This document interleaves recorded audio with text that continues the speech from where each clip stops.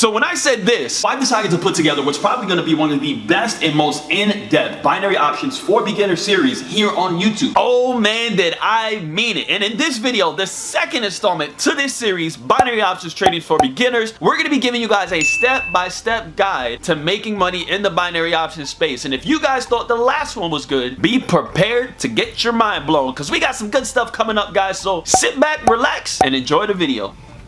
What's going on, guys? It's your boy Rico, aka RockStarrFX here, back with another video. And if you are brand new to binary options trading, let me take a quick second just to educate you on how this works. So binary options is an all or nothing style of trading. That's right. When you get into a trade, you are literally placing a position all or nothing. You enter the trade with a fixed risk and you enter a trade with a fixed potential profit. Now, although the profit is only going to be a percentage of what your total risk is, and most people may not see this as the best risk to reward, as they would say, binary options trading has become very popular because this style of trading has taken scalping the markets to a whole nother level. That's right, we are hyper scalping the markets and we no longer have to look for big moves. We no longer need 5, 10, 15, or 20 pips to be profitable and start making money. We can be a fraction of a pip. We can be a point in profit and still walk away with our full payout. Now, if we want to earn big and start really making some money in the binary option space, well, just like any other style of trading, we are going to have to start with identifying a good strategy. Now, this is the first thing that I want to touch up on because I know when it comes to social media, when it comes to the internet, there's always going to be somebody out there promoting or selling to you guys that they have the absolute 100% best strategy in the world, and if you use their strategy, you will never lose. And this could not be any more false. So when you're looking to identify a strategy, all a strategy really is in the trading space is a list of potential confirmations that we use to look at the markets and say, hey, confirmation hit, confirmation hit, confirmation hit, maybe this is a good potential trade to get into. Now, one thing that I always tell people, and this is more of some secret sauce for you guys, is that when you're trading binary options, a lot of people go wrong because within their strategy, what they fail to do is they fail to separate the confirmations of a trade with the confirmations for potential entry. And the reason why this is actually very important in binary options is because in other styles of trading, all you really need is confirmations for a potential trade to have a good strategy, because you can set certain parameters to say, hey, as long as it doesn't come down 30 pips to the opposite side, I still have the potential of winning this trade. In binary options, we don't have the luxury of being incorrect because, again, it is binary. It's either you win or you lose. There's nothing in between that can save you. So what I always tell people is that when you're developing a strategy of your own, you're going to want to separate what you look for to be able to determine a potential trade setup, and then also what you look for to say, hey, now is the time to get into the trade. Remember, when we're trading binaries, we trade based off of two things: time and price. The amount of time that we're in that trade and the price that we get in at. So we have to be correct on the price. Now, one of the first things that you're probably going to want to do, which a lot of people don't really talk about, is first identify what market session you are actually going to be trading. This is actually very important because we know that there's 4 major market sessions: New York, Sydney, Tokyo, and London. And each one of these 4 sessions happens to move almost completely differently. So if knowing that the markets move in patterns and these patterns happen over and over and over again, it would only make sense that you continue to get on the charts at the same time and identify when it is that you're going to be trading, because then you can get used to how the markets move during that time. Most people don't implement that factor into their strategy, and they trade a strategy that could make them a lot of money, but the problem is that they're trading at the wrong time. The reason why this is so significant is because in the binary options market, we typically focus on 2 markets: the ranging market and the trending market. If we're talking about the ranging market is really just sideways movement where the markets are bouncing up and down within a specific price range. Now, for most traders, they're going to see this as consolidation, but with binary options, we can make money. In fact, we can make a lot of money during this sideways movement. And if you're trading a session like Tokyo session that moves a little bit slow and tends to go sideways, then your strategy might want to be based off of catching those quick reversals in the market on a sideways moving market. The trending market, on the other hand, is a market that's more popular in trading, and as I always say, the trend is your friend until it bends. Now, I don't think I have to go too much into depth with what the trending market is. It's literally just trading in the direction of the actual market. So if you see that the overall market on your chart is moving in the up direction, then you should only be looking for a buy position. And if you see the markets on your chart is moving downwards, then you should only be looking for sell position. Again, identifying what markets you are best at and what markets you want to trade in while developing this strategy is something that a lot of people skip over, which is why they can't be consistent in their trading, because they're probably looking for setups in the market to go in a specific direction while trading in a sideways moving market. And what happens is that now, because there are no setups, you become impatient, you start to force trades, you lose the trades, you revenge trade, and after revenge trading, you overtrade. So it's a never-ending cycle of you just losing a bunch of money. Now, learning how to read the charts and understand things like support and resistance, higher highs, lower lows, equal highs, equal lows, just learning overall market structure is something that will significantly improve your trading and making money as well. No matter what strategy you're trading, even if you're the type of person that just uses indicators on your screen, I guarantee you learning how the markets move and learning how to read the markets with nothing but just looking at the charts and understanding the love language of the charts, this is what's going to take your trading to a whole nother level, and I can guarantee you will start to bring you some more profits. Now, I know in the beginning for you guys, market structure, support and resistance and stuff like that might be a little hard, but don't give up on it, because this is something that for me as well, it took a while for me to really learn and to really understand. And this is why with our paid students in our academy, we focus a lot of time on understanding the markets and learning how to read the charts. Even though the strategy is primarily based off of indicators, we know that the indicators are just the starting point and all the money is in the market structure. Now, aside from some very basic and generic terms like market structure and indicators, all these terms that you can literally learn anywhere on the internet, there are going to be some very key and important terms when it comes to trading binary options that I don't really see any videos online talking about, but I know as a new trader, a lot of people have these questions. Terms like calls and puts, which are really just buys and sells. When you see call, that means buy. When you see put, that means sell. When you see up, that means buy. When you see down, that means sell. This may sound very basic and generic, but when you see that green button that says call, sometimes people freeze up and they're not really sure what it is that they're calling. Your expiration is going to be another thing that you might want to get acquainted with. So in binary options, we are trading based off of time, and that means that we are only going to be within a trade within a certain period of time. So if I have a 3-minute expiration, that means that at the end of this 3 minutes, I am out of the trade. Whether I win or lose, it does not matter. The trade is done. Now, what you don't want to do is you don't want to confuse your expiration time with your chart time. Just because I do my markups and analysis on a 5-minute chart does not mean that my expiration has to be 5 minutes. And as a new trader, a lot of traders tend to do this. In fact, I do all of my markups and analysis on the 5-minute chart, and I almost never place 5-minute trades. Sometimes my trades are 3 minutes for the most part, or if I think I may need a little bit more time in the trade, I'll shoot up for a 10 to 15 minute trade. But what you don't want to do is, like I said before, confuse your expiration with your chart time. Your chart time is going to be the time between each candlestick that you're viewing on your chart. Your expiration is going to be how long you are going to be in that trade. Which brings me to my next point. You have fixed and unfixed expiration. And all this is that as you're trading binaries on a lot of brokers, you're going to see there's a countdown timer. This timer is often based off of when that candlestick is going to close. So for example, if my chart reads 5 minutes, the clock will continue to roll no matter what time I look at that chart. The clock is always rolling. The clock is always rolling. The clock is always rolling. And if I have an unfixed time check on my trade, what that means is that it could be a 5-minute entry, but if there's only 3 minutes left on that candle, then I'm technically only going to be in that trade for 3 minutes. Whereas if I have fixed time checked off and I put a 5-minute expiration, no matter where that candle is at, I'm always going to get 5 minutes on that trade. All it will do is it will roll into the next candle and give me my full 5 minutes. Profit and payout are also two terms that you are probably going to want to get used to. And I know profit sounds self-explanatory, so I'm not going to go too much into depth with that. That's going to be your total profit for that trade. But payout is where a lot of people get confused. So when you place a binary options trade, what they do is that they deduct that fixed risk from your balance right on the spot. So if you have a $500 balance and you place a $50 position right on the spot, $50 is going to be taken from your balance and you're going to now have $450 in your balance because your trade is open. Now, when that trade closes, if you win, what they do is they put that $50 back into your account balance and they give you the total amount of fixed profit that they said they were going to give you. Let's just say in this example, hypothetically, the profit is going to be $45. So in this case, I placed a $50 trade. 50 was removed from my balance. I won the trade, got $45. Now my total payout is going to be $95. So $95 gets put in my balance, but remember, 50 out of that 95 5 was already mined. So I know this can get confusing, especially when you are brand new, but it's something that really it's not that complicated and you do get used to over time. Now, last but not least, we have OTC. And OTC is something that I hear about all the time. It's probably one of the most confusing things in the binary options space, and most people just don't even know if they should be trading OTC or not. They're trying to figure out why the prices don't match up, nothing is making sense, and that is because OTC is not real market prices. So a lot of the times when binary options brokers or brokers in general don't have a lot of liquidity or volume being pushed at that time, what they do is they then switch to what's called OTC, over the counter prices, which tends to be cheaper for the broker to offer, and they offer you to be able to trade OTC on their platform during times that they probably wouldn't be trading otherwise. So for example, trading weekends. You can trade currencies on the weekends with most binary options brokers because they offer over-the-counter prices. Now again, over-the-counter is not just for the weekends. In fact, a lot of the times you guys are going to see this pop up during your weekday of you actually trading. What I recommend to everybody is that if you're going to be trading OTC, and yes, this is kind of like more of an opinion than anything, but just remember, it's not the real market prices, and they very easily could be manipulated and you wouldn't even know. So with that being said, I always recommend to people just stay away from OTC unless you're practicing or unless you're just trading to have some fun. If you're really trying to make money, OTC probably isn't for you, and that's more of on the long-term aspect. Like I said, if you're just trying to flip an account or make some money, trade whatever you want. It doesn't matter.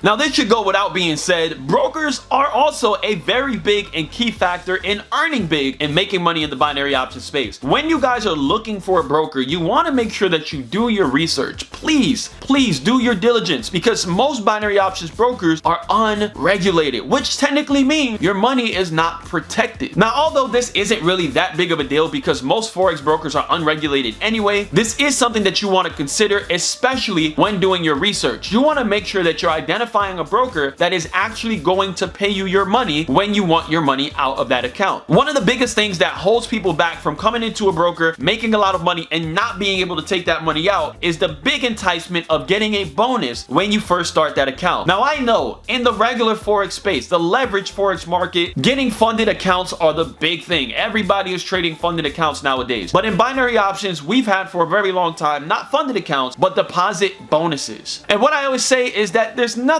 really wrong with taking a deposit bonus, but do understand that 90% of all binary options brokers, once you take that deposit bonus, you are putting a hold on your money, because there are going to be rules and restrictions of what you can and can't do in terms of withdrawing your money once that credit is added to your account. These brokers usually offer anywhere from 100% deposit bonus to what I've seen 300% deposit bonus, which is absolutely insane. Being able to get an extra, you put 1,000 in and getting an extra 3,000 to trade with on top of your 1,000 is crazy. But having 4,000 in your account versus 1,000 in your account really does excite people, and it gets them to press that button and take the bonus. Please be careful when it comes to these brokers. Choose the right broker. Make sure that the broker can even pay out in your country, and use a credible deposit and withdrawal method that you guys are okay with using, because it definitely can get tricky. Now, if you guys want more information on brokers and stuff like that, I do have a video. I'm going to put a card right here on the screen where we go a little bit more in depth. We're talking about binary options brokers and a way to avoid getting trapped and getting your money held from you within these brokers. So make sure you guys go check out this video after this one, because we got some key things to consider when choosing that broker. Now, if you are brand new, what I always tell people is